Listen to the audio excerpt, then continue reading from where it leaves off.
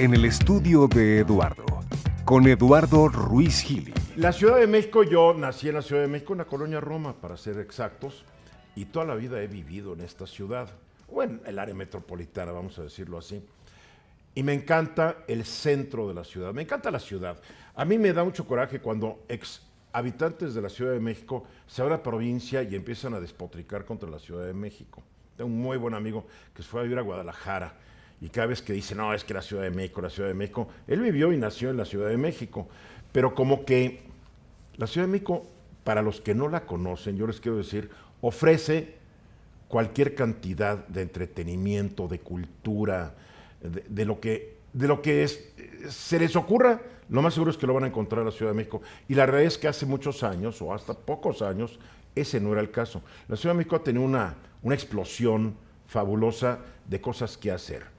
Y a mi amigo, que se fue a Guadalajara, pues le digo, dime si lo comparas, y dice tristemente, no.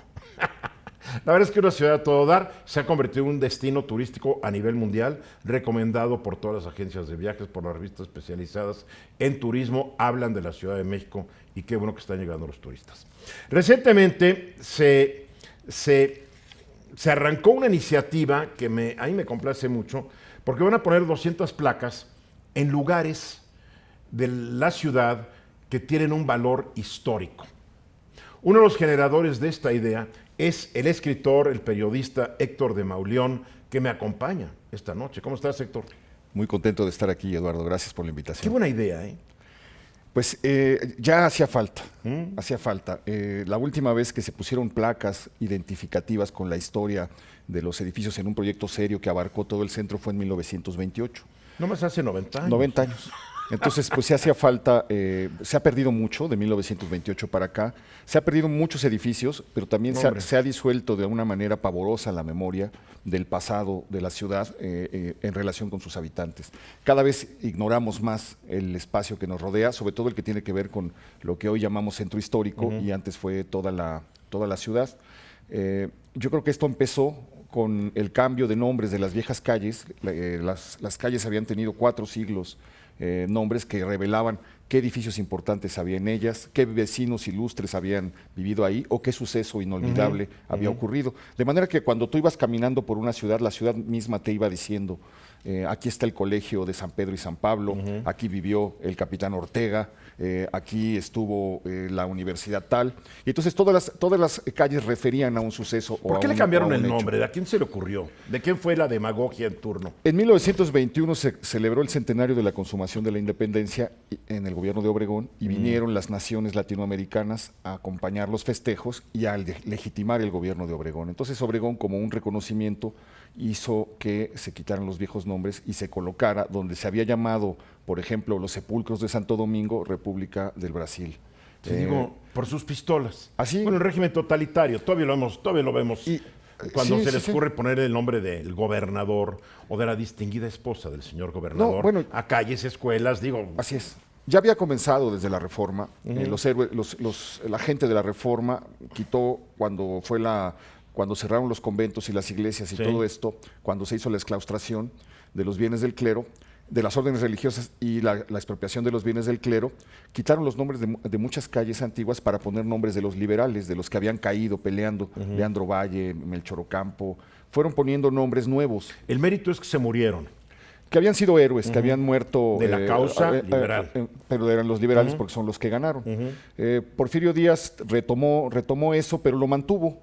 Porfirio Díaz hizo un intento de cambiarle el nombre de las calles para poner a la manera norteamericana, a la manera estadounidense, que se llamaran 1 Norte, 2 Oriente, como Puebla, 5 Sur. Sí, igual que Puebla. Sí. Nada más que aquí en México hubo una rebelión, porque durante el tiempo que duró esto, la gente no sabía dónde vivía, estaba perdida la gente en su propia ciudad, y fue tal el rechazo. Primera avenida, ¿cuál sería la primera avenida? ¿Madero? No, el eje fue precisamente eje central, lo que era San Juan de Letrán. Y Niño Perdido. Ese fue, y Avenida Juárez, ahí fue la intersección. Bueno, el nombre de los ejes fue la última, una ocurrencia de Jan González. ¿No? Le quitó los nombres a las calles. Hoy la gente ya no sabe cómo se van las calles.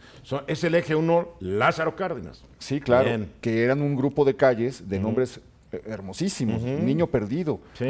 aludía a algo tan misterioso, la calle del Niño Perdido, o San Juan de Letrán, Juan Ruiz de Alarcón, Sí. Santa María la Redonda, iba cambiando cuadra con cuadra, y ahora primero le pusieron eje 1 Norte Lázaro Cárdenas, pero luego el general Cárdenas como que cayó de la gracia del gobierno capitalino y lo dejaron en eje central, le quitaron el... Yo sigo pensando, tú en Lázaro Cárdenas, yo ya me quedé con ese nombre. No, ya ahora es eje central desde bien. el gobierno de López Obrador, que no se llevaba muy bien con... Pues no que con López Lázaro. Obrador es un admirador de Lázaro Sí, Cárdenas. pero estaba y de peleado, Benito Juárez. estaba peleado con Cuauhtémoc Cárdenas. Entonces, a partir de ese momento se le quedó el eje central y se perdió el recuerdo de que allá había estado el colegio de San Juan de Letrán Claro. y que por eso se había llamado de ese modo. Y se perdió la leyenda de El Niño Perdido, que tiene dos versiones. Una es el tiempo que estuvo perdido Cristo, que sus padres fueron a buscar y encontraron aleccionando a unos sabios en un templo. Y la otra es una leyenda que dice que se perdió un niño de un aristócrata novohispano que alguien le robó por celos de la mujer con la que se había casado y les robó al niño en esa casa, entonces decían en esa calle, entonces decían la calle del Niño Perdido. Y eso sí tiene mucho que ver con el mecanismo del que te hablaba, de cómo se fueron dando los nombres de las calles. No era por la ocurrencia de un gobernante, era porque la gente Así que es. vivía en la ciudad le ponía el nombre a las calles. Se iba generando su propia historia y la ciudad respetaba su propia historia y esto formaba una memoria colectiva que todos compartían. Cuando llega República de El Salvador, República de Haití, República de Cuba, pues la gente, ahora ya ha pasado casi un siglo, Ahora, han pasado me siguen 90 sin años. decir nada de esos nombres. ¿Eh? Pero ya la A gente mí- tiene la memoria Sí, pero a mí la asociada a verdad esos me vale espacios. gorro la calle Pues de sí. República de Haití, de Cuba, de Brasil, del Ecuador y lo que sea. ¿No es posible regresar a la vieja nomenclatura? Pues yo ¿No creo podría que ser un siguiente proyecto? yo creo que ya hicieron durante 90 años su propia historia, Sí, ya lo sé. forman parte de Sí. de la vida y de la memoria de mucha gente cuyos padres, abuelos, cuya infancia transcurrió ahí. Pues la mía vida. transcurrió con esos nombres, Sí, pero, sí. pero nunca me emocionaron esos nombres. Sí. Yo siempre que camino por el centro de la ciudad, estoy buscando las placas de los viejos es. nombres. Y siempre verlo hace que tu imaginación empiece a volar. Digo, República de Cuba, pues lo único que me acuerdo es de Fidel Castro y de su hermanito Raúl, ¿no? Sí. Pero este restaurante que lo pusieron en un lugar que es Entre Limoneros. O Entre Limosneros, ¿no? Limosneros, sí. Era una calle que era Entre Limosneros, era la calle de los Limosneros. Ahorita ya, bueno, ya no queda la calle, pero hay un restaurante en lo que aparentemente fue la calle. Pero entonces dice, oye, aquí hay una historia. Sí, la calle de la Canoa, la calle de la Quemada, la calle de los Siete Príncipes, la calle de la Joya. Era una ciudad, pues que la verdad es que debe haber sido una ciudad muy misteriosa, cargada de tiempo, desde los 3 o 4 siglos primeros. Ahora estamos por cumplir 500 años de que fue refundada por Hernán Cortés. Eso va a ser en 2021, Sí, los 500 faltan años de 3 años, de la sí. caída de Tenochtitlan y del inicio, del arranque de la nueva ciudad. Y durante esos siglos pues fue dejando pequeñas muestras de su pasado, pequeños fantasmas que la siguen rondando. Pero ha sido víctima de muchos ataques que vienen por diversos caminos. La Reforma acabó con la mitad de las iglesias, Sí. de los colegios, porque quería suprimir todo los recuerdo. tumbó. Todo recuerdo de la iglesia. Los tumbó hasta que se le acabó el dinero y lo que se quedó fue porque ya no tuvieron dinero para seguir la demolición y entonces lo hicieron vecindades, por eso se conservaron en muy Sí, mal los viejos estado. conventos Todo- que se han ido recuperando, Así ¿no? es. Poco a poco. Sí. Así es. A ver, dime una cosa. ¿Nuestros gobernantes han sido estúpidos, ignorantes, vengativos o no han tenido la menor concepción de la historia? Porque yo viajo por diferentes ciudades del mundo y veo que siguen con sus viejos nombres y han mantenido en algunas, en otras han cometido la misma cosa que aquí en México. ¿Pero a qué se debe? Pues dicen que a Juárez le dijeron, cuando ordenó la demolición, le dijeron, ¿está usted consciente, señor presidente, de que vamos a demoler 3 siglos de historia? Y él dijo, mi compromiso no es con el pasado, mi compromiso es con el futuro, procedan. Entonces vino la demolición. Después Porfirio Díaz completó esa obra porque tiró muchísimos edificios de la época colonial para imponer un modelo afrancesado que tenía más que ver con su idea de progreso. Imitando lo que hicieron en París, que también Pues acabaron, estaba- con la, así es, acabaron así con la es. Francia Sí, sí, medieval sí. y renacentista en Para gran abrir medida, estos ¿no? grandes bulevares, estas grandes avenidas. Sí, pero ahí estos lo hicieron grandes bien, paseos. por lo menos bueno, dice, se acabaron con el Renacimiento y el medievo, pero ve qué ciudad dejaron en Sí, Francia, claro. ¿no? Y aquí como que no. Bueno, hay unos ejemplos extraordinarios de arquitectura porfiriana. El Munal, donde hoy es Ah, claro. la Plaza Tolsá, se le debe El Munal, Correo Mayor. Correo ¿no? Mayor, Bellas Artes y colonias completas como la colonia Juárez, que era de una belleza extraordinaria, o la colonia Roma. Pero el mismo Paseo de la Reforma, yo recuerdo creciendo en el Paseo de la Reforma y había unas mansiones señoriales del siglo XIX. Pues hoy ya no hay, ahí quedan 2 o 3, que además ya fueron adaptadas para que haya un edificio grandote arriba de ellas. O sea, no se respetó nada. No, no se respetó. Ese es el problema, que no se respetó. En los años 30 hubo una declaratoria para nombrar a ciertos edificios monumentos históricos y eso detuvo un poco la destrucción. Pero siguió la idea de que eso no era valioso, eso era viejo. Y entonces había que tirarlo. Artemio de Valle Arizpe dice que la maldición de la Ciudad de México fue tirar lo único para poner lo que se puede encontrar en cualquier lado. Cierto. Tirabas un colegio para poner un estacionamiento. Hoy lo hacen para abrir un Oxxo. A ver, número uno, hay que decirlo, y hay que decirlo bien, el jefe de gobierno de la Ciudad de México, Miguel Ángel Mancera, apoyó este proyecto. Sí, así es. Digo, eso ya es, oye, eso ya habla bien de él, porque llegas con otros, te dicen, no, mano, ¿a quién importa? Sí, sí. Sí, tuvo sensibilidad hacia eso. Es sensibilidad histórica. Sí. Estamos en un acto presentando un libro sobre la Ciudad de México. Y entre lo que se dijo en la mesa donde estábamos hablando, surgió el peligro de la desintegración de la memoria en la ciudad. Y entonces yo le dije que sería muy sencillo, que no sería muy complicado regenerar esa memoria poniendo pequeñas plaquitas en algunos edificios históricos. Y se prendió con la idea, le gustó, nos pidió que le mandáramos más o menos qué pensábamos hacer. Y dijimos, pues seguir el modelo de 1928, que pusieron para que no se olvidaran los nombres de las calles cuando pusieron las repúblicas, y que son estas plaquitas de las que las de 28 son unas plaquitas como de mosaico. Es como talavera. Es como una talavera. Talavera ¿no? poblana, sí. Blanca con letra azul, muy bonitas, Sí, ¿no? sí, Que ahí dicen. A veces cuesta trabajo leerlas porque la letrita, todo esto. Como en esa época todos se morían jóvenes, pues no llegaron a perder tanto la vista, ¿no? ¿De qué dimensiones van a ser estas? Son exactamente igual. Igualitas, pero ya tamaño. con una letra más legible, me imagino, Pues ¿no? tratamos Digo, de que no se favor. rompiera, el gesto, digamos. O sea, son de el metal, estilo. pero imitan. No, son de talavera, son de igualitas. talavera, son yo creía igualitas. que eran metálicas, Son iguales, fíjate. nada más que cambió la tipografía, pero más o menos recuerdan el espacio de la letra, el mismo tamaño, más o menos van a estar a la misma altura. Bien. Y se van a colocar en lugares donde había historias formidables que se habían perdido. A ver, te hago una pregunta. Hay unas placas que ves con muy poca letra, muy poco escrito en ellas, y hay otras que hay mucho. Sí, sí. ¿Hay alguna norma que ustedes dijeron, pues hay que hacerla máximo de tanto? Máximo de las que están escritas mucho, de estas que dices, ¿no? No pasar Está bien, sí. no pasar de tal número No de pasar palabras. de cuando no quepa. Sí, claro. Ahí está ahora con los tweets, pues ya estamos un poco más entrenados ¿Sabes qué sería fabuloso? Lo que he visto en algunas ciudades, creo que en la Ciudad de México en algunos, donde si llegas y le tomas una foto a la placa o pones el número, te empiezan a narrar la historia. Sí. Digo, para un futuro, ¿no? Sí, lo van a hacer adelante. Aquí este libro tiene en la página de atrás un código bien. que lo puedes poner con el teléfono. Ok. Y entonces te lleva a un sitio en el cual están los mapas de la ciudad. Y cuando viajo voy checando. Vas picando y ahí va apareciendo cada una de las historias y cada una de las placas, fotografías alusivas, etcétera. A ver, ¿cómo eligieron? Porque la Ciudad de México obviamente tiene no 200 lugares imprescindibles, tiene creo que miles. Comenzamos en el centro histórico, O sea, en la ¿empezaron a traza, salir así? en la traza antigua, lo dividimos en 4. Bien. Y pensamos poner aproximadamente 50 en cada cuadrante. Y a partir de eso empezamos a buscar los lugares que merecían Tú y Rafael, tener esto. o Sí, hicieron un Rafael. comité o nomás entre ustedes dos. Entre nosotros dos hicimos un listado.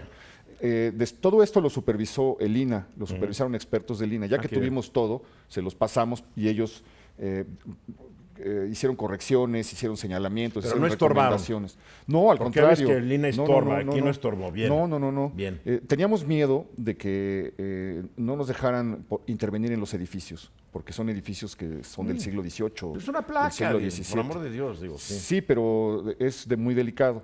Entonces encontraron porque participó también una empresa restauradora para colocar las placas sin dañar Bien. la fachada de Ah, los qué bueno, edificios. Entonces se cuidaron distintos aspectos. Pero fue un proceso muy largo, nos llevó casi 3 años desde que se planteó hasta la inauguración. Yo no se imaginaría que es algo más rápido, ¿no? No, fue muy lento. Simplemente la selección de los lugares y luego la investigación de si teníamos que ponerlo ahí o 10 metros más allá o dónde había estado ese lugar. Fueron discusiones de muchísimas cosas. ¿Qué lugares tenemos?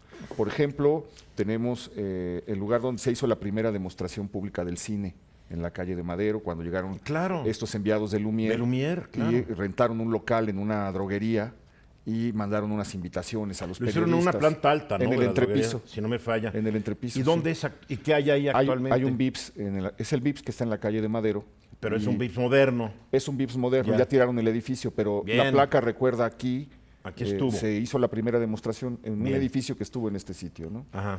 Luego, por ejemplo, si tú has pasado por Madero y Motolinía, habrás visto que hay una cabeza como felina, un mascarón felino empotrado en una esquina.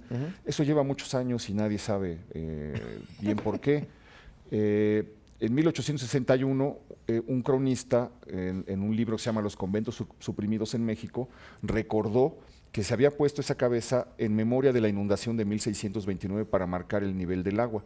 En la inundación de 1629 murieron 30,000 personas en un día. Ya que ya se nos olvidó. Se nos borró. Ahí está la falta de memoria histórica. Entonces pasa uno y ve un signo, pero no sabe qué es. Lo dejaron los ancestros 30,000 muertos en una ciudad que no, ¿qué población 200,000. tendría? 200,000, o sea, se murió la sexta parte de la población. No solo eso, sino que la ciudad quedó abandonada 5 años por el desastre que significó. Es el peor desastre en la historia de la Ciudad de México. Pero como nunca nos peor que el estudian- del 85. Como no se enseña historia de la época del virreinato, porque eran malos los españoles, Claro, no sabemos.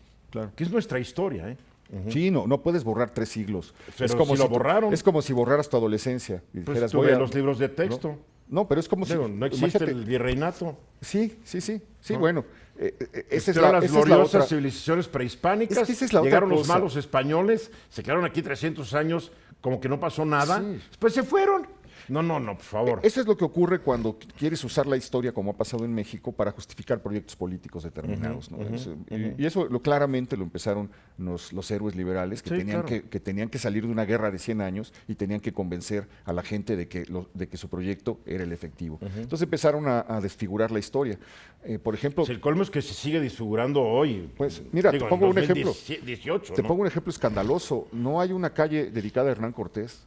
No hay una estatua dedicada a Hernán Cortés y no podemos negar que este pueblo, que el pueblo mexicano, tiene sangre. Y vas a Castilleja de la Cuesta, que es donde nació, si no me equivoco. No, es donde murió. En Medellín, en Él- España, y llegas al Zócalo de Medellín y hay una estatua de Hernán Cortés y hay en el edificio del ayuntamiento hay placas de cómo lo honran, porque fue uno de los grandes conquistadores de la Bueno, historia este y es- sin él México no existiría. Esta es una de las cosas como más provocadoras que logramos hacer, porque los restos de Cortés están escondidos. ¿No? Están escondidos en una Supuestamente iglesia. están en el Hospital de en el Jesús. Hospital de Jesús, Sí, supuestamente. En el templo. No, ahí están. En la iglesia del En la templo, iglesia, sí. Pero no están en una plaquita escondida detrás del altar. La gente que pasa por la calle ni se imagina. Si no entras y te asomas y vas hasta el altar, no lo sabes. Entonces decidimos poner una placa afuera Qué bueno. que recuerde que ahí está enterrado Hernán Cortés. Que es un forjador de nuestra nacionalidad. Es que Digo, no podemos negarlo. Punto. Es más, no era sifilítico como lo pintaba Diego Rivera,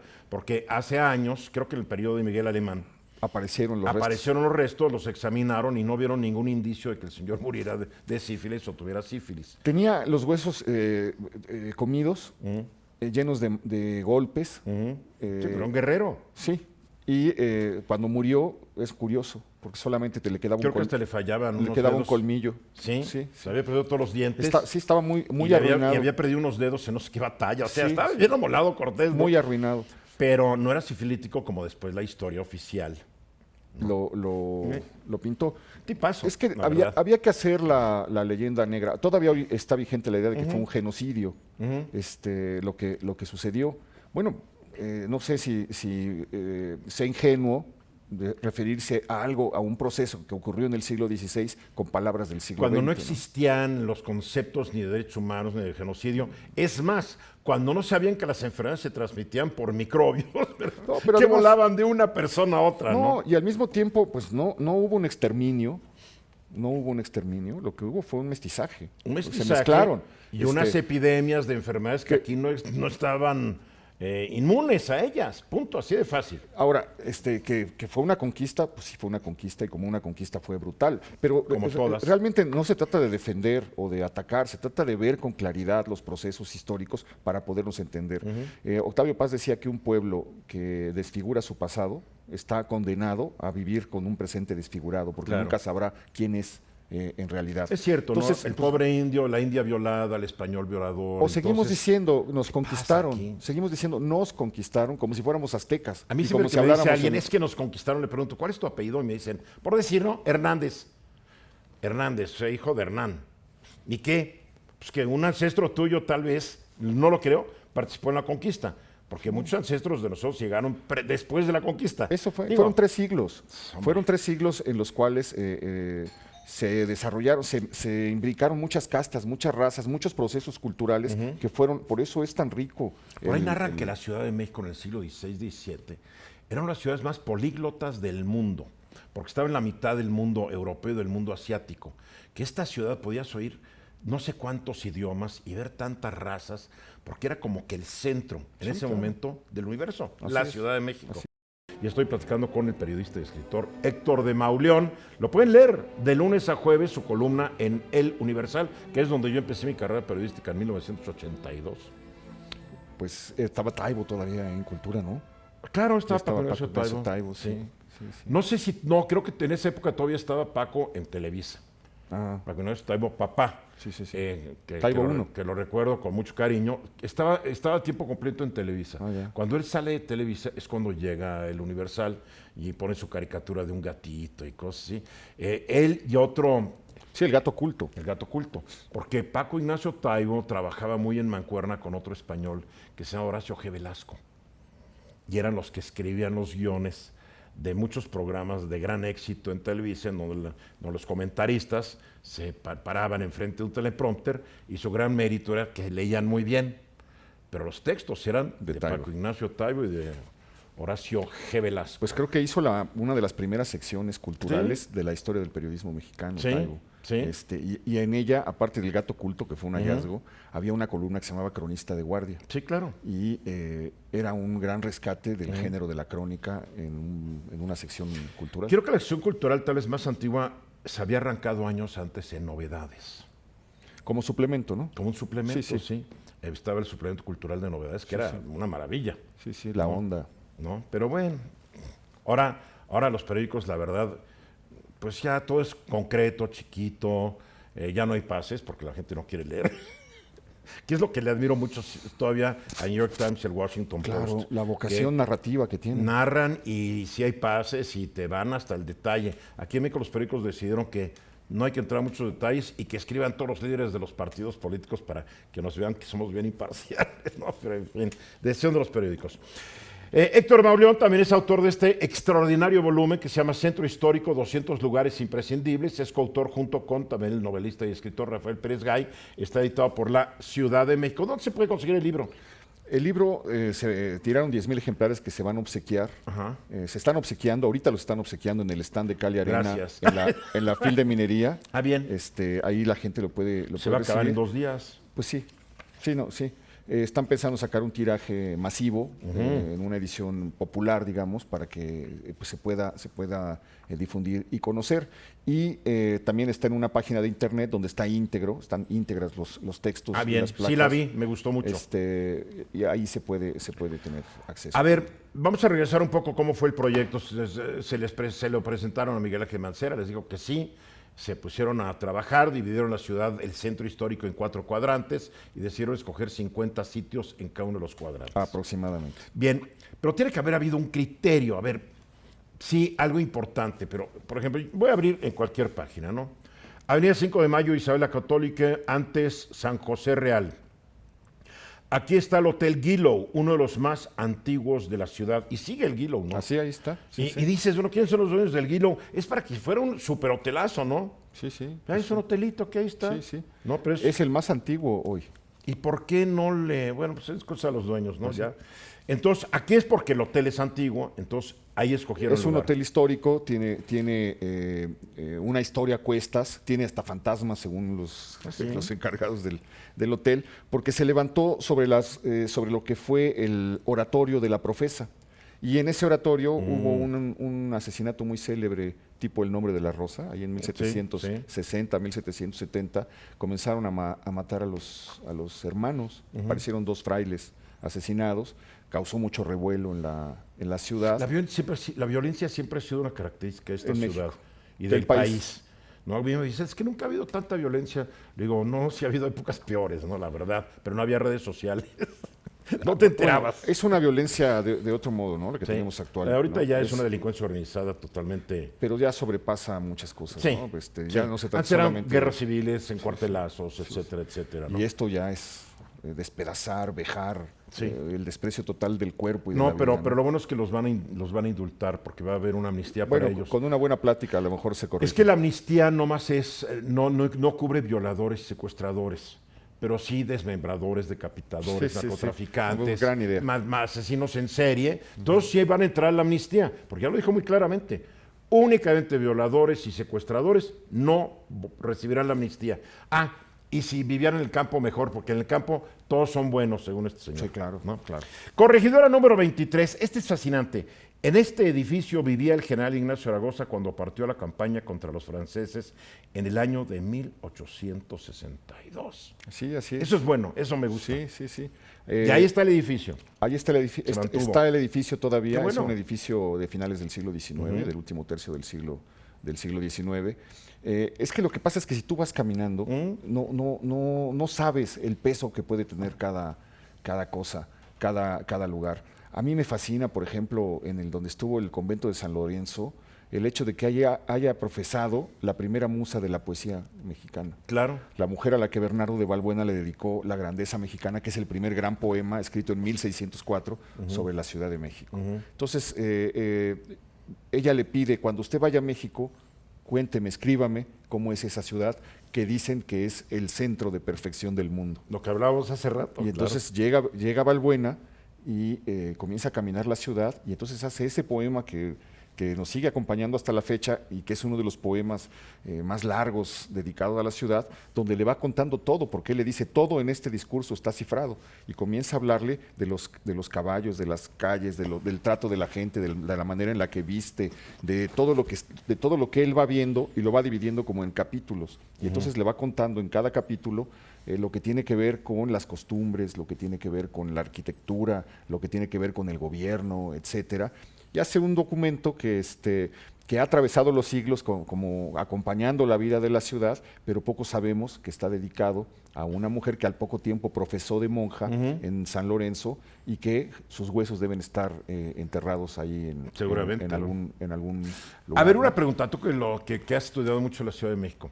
¿Qué pasó con todos los viejos cementerios que había en esta ciudad? ¿Nomás pusieron algo encima y ahí siguen los muertos? ¿O qué hay? Porque antes en los atrios de muchas iglesias eran cementerios.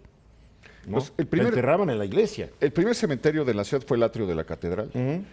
Ahora hay unas ventanas arqueológicas que hicieron ahí, tú te puedes asomar y alcanzas a ver la calle de Tenochtitlan, el piso de Tenochtitlan, y en medio calaveras metidas en la Que tierra. además si hubiera un poco más de dinero, hasta se podría hacer como proyectos que vas en Europa, ¿no? Que bajas. Claro. No, pues una ciudad subterránea que está ahí que podríamos conocer. Los enterraron ahí durante mucho tiempo.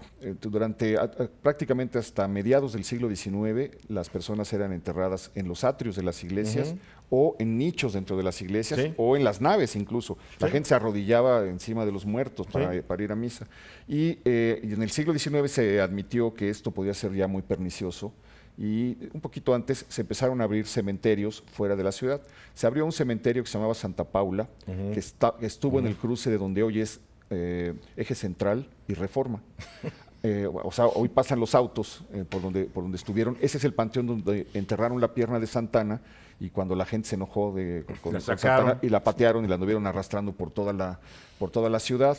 Estuvo un panteón que se llamó Campo Florido, que es donde hoy está la colonia Doctores, y se levantó la colonia Doctores sobre ese panteón que cerraron porque se inundaba mucho y Imagínate. en las lluvias. Estaba muy cerca del viaducto del río, ¿Del río de la Piedad? Entonces, cuando se desbordaba, el agua llegaba Te hasta allá. encontrabas un muerto ahí. Eso es lo que pasaba, salían los huesos y andaban flotando y entonces pues, la gente se espantaba, etcétera. Entonces lo cerraron y se levantó ahí la colonia Doctores. Y otro que todavía existe, la gente lo puede ir a visitar, es el Panteón de San Fernando, que es un panteón Me encanta. bellísimo. Que se le debería meter más dinero también, porque no sé quién se encargó una vez de una sí. reconstrucción y las tumbas las hicieron de cemento, ¿no? No sé si te has fijado. Todavía tienen las Que hay muchas unas de las originales, pero otras las hicieron como que de cemento y dices, bueno, ¿qué pasó aquí? Sí. Pero ahí, bueno, ahí están, es el Panteón de los Hombres Ilustres. Bueno, ahí está Juárez. Está el mausoleo, por Juárez ya no está. Sí. Está ¿Dónde quedó Juárez? La tumba de Guerrero, Juárez, no sé dónde está. Yo estaba con la idea que ahí seguía Juárez en su mausoleo. Puede ser. Sí, ahí sigue. Puede ser. Ahí sigue, es No más, sé. Miramón lo enterraron ahí, pero la viuda dijo, Se lo ahí está llevaron. Juárez, se lo llevaron. Sí, Juárez sí, creo Ajá. que Juárez sí. El que no está es Guerrero, Vicente Guerrero, ya no está Zaragoza. Y está lleno de historias. Tampoco está Isadora Duncan, como algunos tampoco creen, está, no está. tampoco está. Ahí Nunca está. estuvo. Tienes un nicho ahí que le pusieron unos admiradores, Sí, pero sí. no está.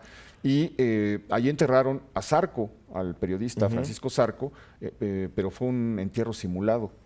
Es encantador, toda esta historia es fascinante. No, porque a la gente le dolió mucho la muerte de Zarco, era un periodista muy querido, un héroe liberal que era de estas personas que no solamente escribían, sino que agarraban el fusil Sí. y se iban a combatir contra los franceses, etcétera. Y la ciudad lo lloró, hubo una gran procesión rumbo al panteón, pero el ataúd iba vacío. Le habían pedido a la esposa, a un amigo de Zarco, permiso para embalsamarlo, para hacerle un trabajo, para que se conservara como había sido en vida, y entonces se lo hicieron y lo dejaron sentado, estuvo sentado 6 meses en actitud de escribir en la sala de su mejor amigo. Y seguramente le tomaron una foto sentado Hay una escribiendo, foto, claro. sí, hay una Porque foto. hubo por una ahí. moda en esa época de retratar a los de muertos. retratar a los muertos y sentarlos para que parecieran que estaban vivos. vivos, sí. así es.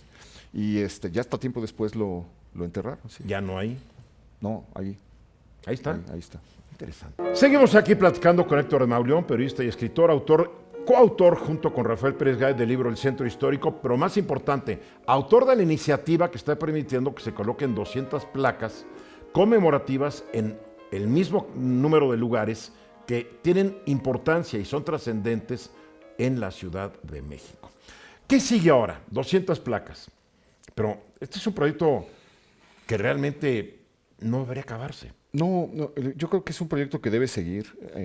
Por ejemplo, la delegación Cuauhtémoc, que concentra colonias como Santa María la Ribera, Sí, claro. San Rafael, Juárez, Roma, Condesa, podría albergar otras 200, pero Fácil, tranquilamente.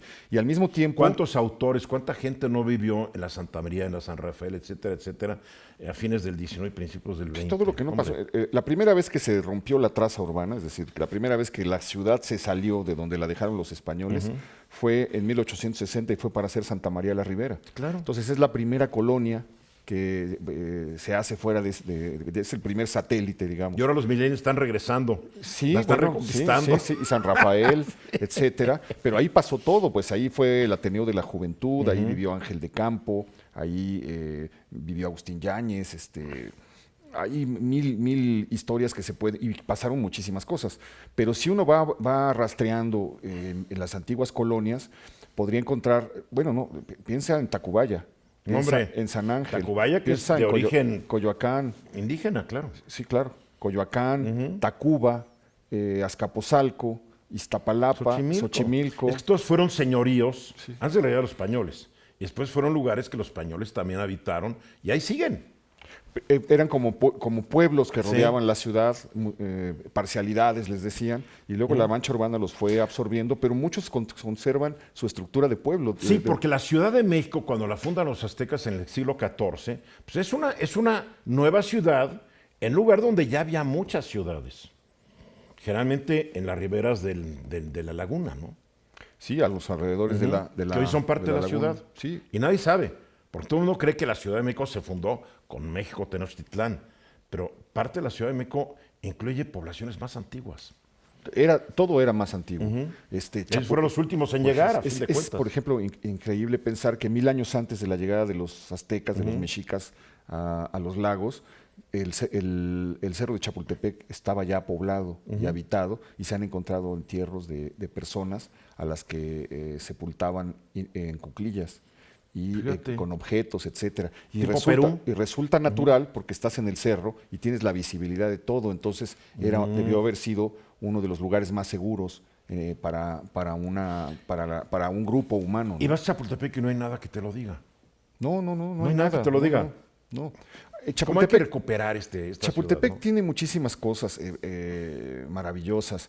Está la cueva todavía, que los mexicas pensaban que era la entrada al inframundo. Está a un lado del cerro, en donde hoy es el Audiorama. Y pues debería haber una placa que dijera, que recordara que ese lugar fue considerado sagrado y que ese fue el lugar al que se fue a esconder Moctezuma cuando le dijeron ya vienen los españoles, y él no quiso enfrentar eso.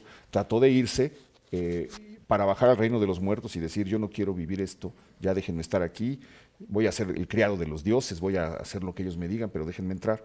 Cuenta la tradición, la leyenda, que le mandaron decir tienes que enfrentar tu destino, y entonces regresó lleno de terror y enfrentó en Pino Suárez, donde hay un mural que recuerda el sitio del encuentro.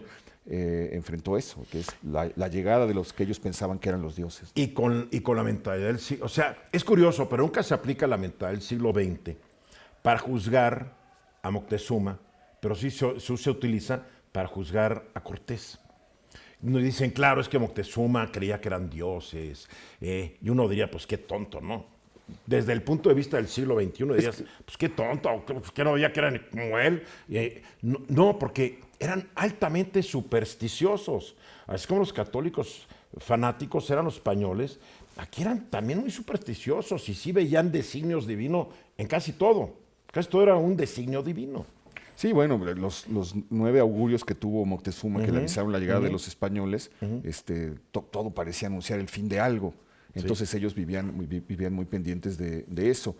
Pero también la construcción de Moctezuma como un cobarde es algo que se hizo en el siglo XVIII. Que es absurdo. No era un cobarde, era un hijo de su tiempo. Pero lo hacen como para...